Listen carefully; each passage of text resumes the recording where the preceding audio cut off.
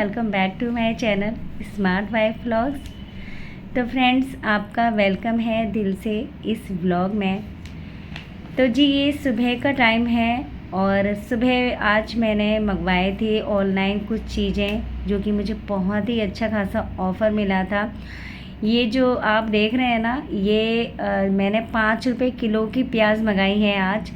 और आप यकीन भी नहीं करोगे, मुझे भी यकीन नहीं हुआ था कि 5 रुपये में 1 किलो प्याज मिल जाएगी। तो यहाँ पर ना जियो मार्ट बीच बीच में बहुत बड़े बड़े ऑफ़र निकालता रहता है, जैसे कि लेकिन बीच बीच में ना चेक करना पड़ता है।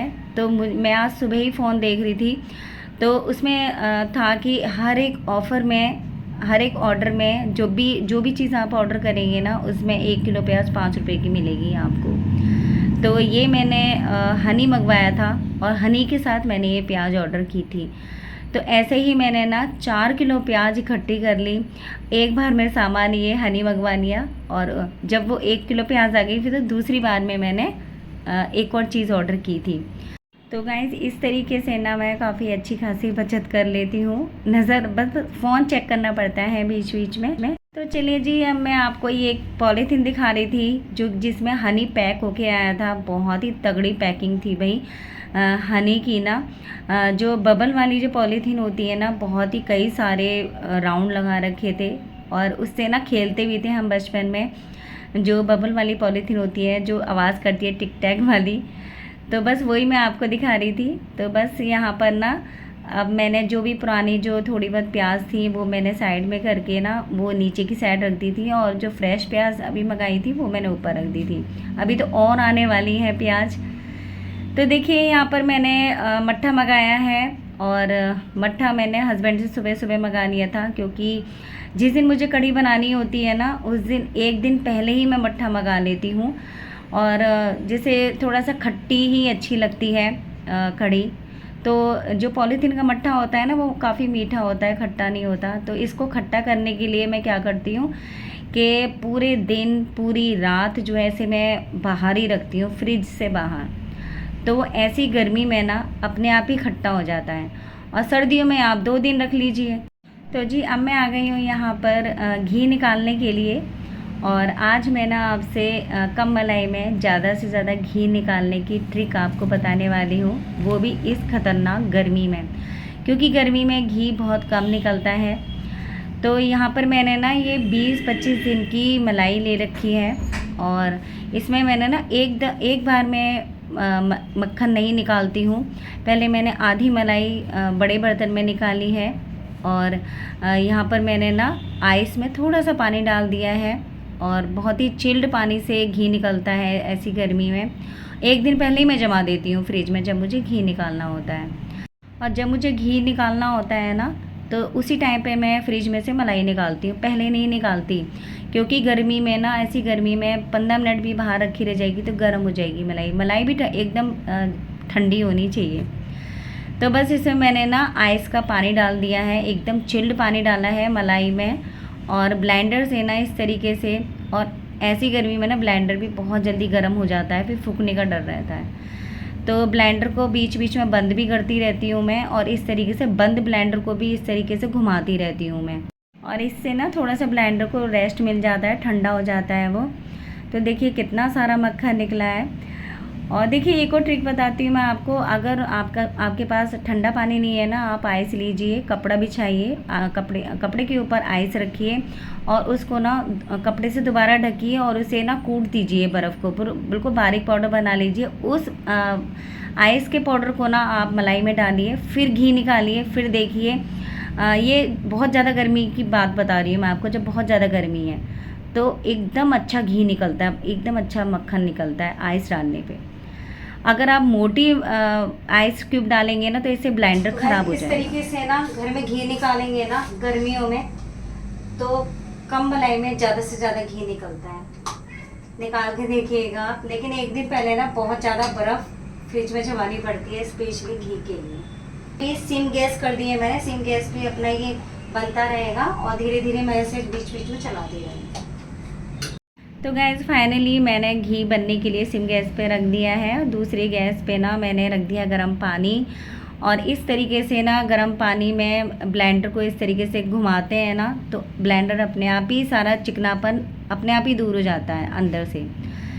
तो फिर उसके बाद मैं जूने से नीचे नीचे साफ़ कर देती हूँ, और नीचे नीचे ही करती हूँ मैं, ऊपर से करेंगे तो वो फूक जाएगा, पानी चला जाएगा अंदर, ख़राब ही हो जाना है फिर तो बस कपड़े से साफ़ करके अब मैं इसे रख दूँगी। और देखिए ब्लेंडर जैसी चीज़ ना बहुत जल्दी ख़राब होती है, और इसीलिए इन चीज़ों की ना केयर करने की ज़रूरत होती है। तो मेरे सालों साल ब्लेंडर चलते हैं, तो मैं ध्यान भी बहुत रखती हूँ। बस थोड़ा सा ये समझदारी दिखाने की देर होती है। छोटी छोटी चीज़ समझदारी से ना हम लोग अगर गृहस्थी चलाते हैं, हम घर की जो गृहिणी होती हैं, तो हम काफ़ी चीज़ों की बचत भी कर सकते हैं।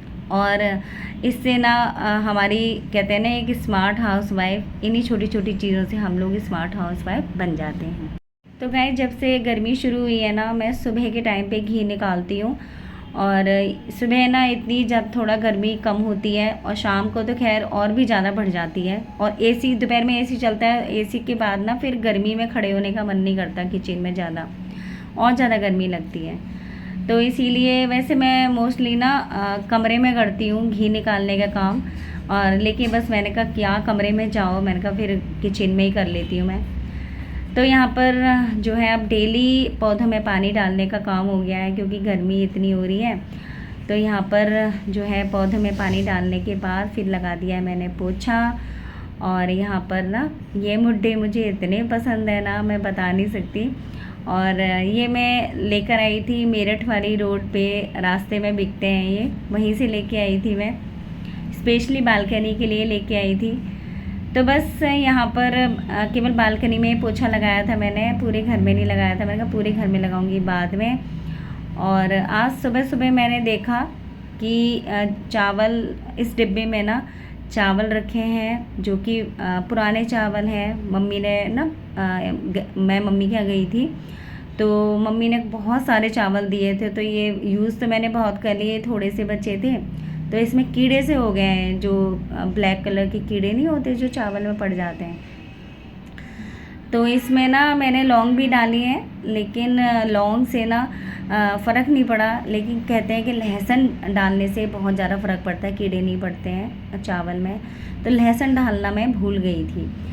तो बस इसको ना चावल को धूप में नहीं सुखाना चाहिए, कहते ख़राब हो जाता है।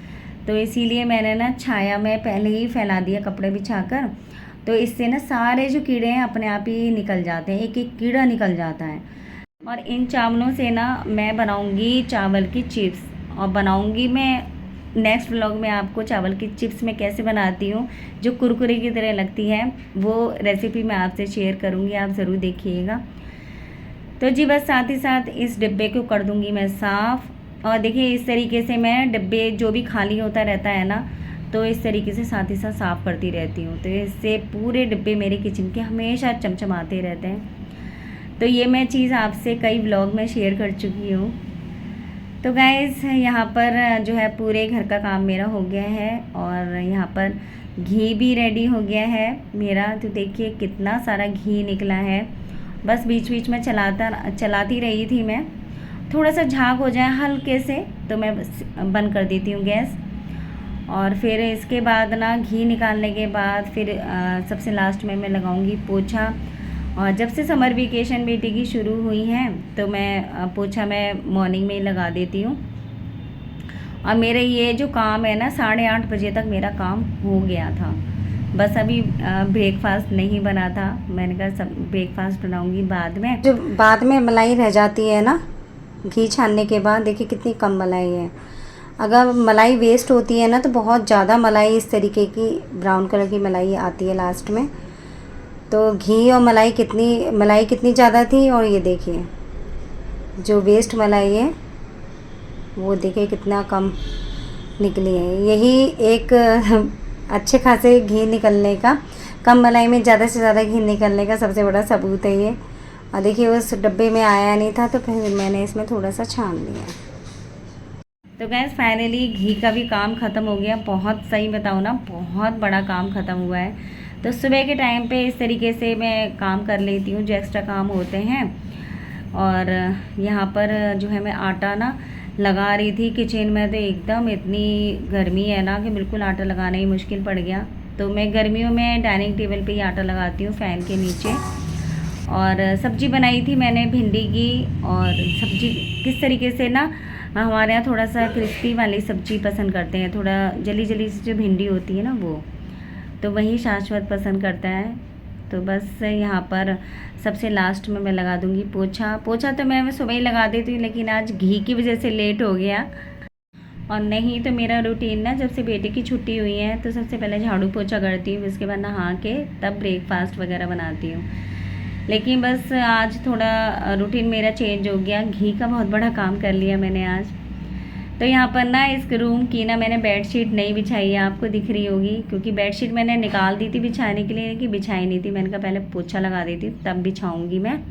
तो गाइज़ फाइनली यहीं पे व्लॉग का मैं एंड करती हूँ। कैसा लगा व्लॉग कमेंट करके बताइएगा ज़रूर, और चैनल को सब्सक्राइब ज़रूर कीजिएगा, वीडियो को लाइक करना मत भूलिएगा। Take care, bye bye.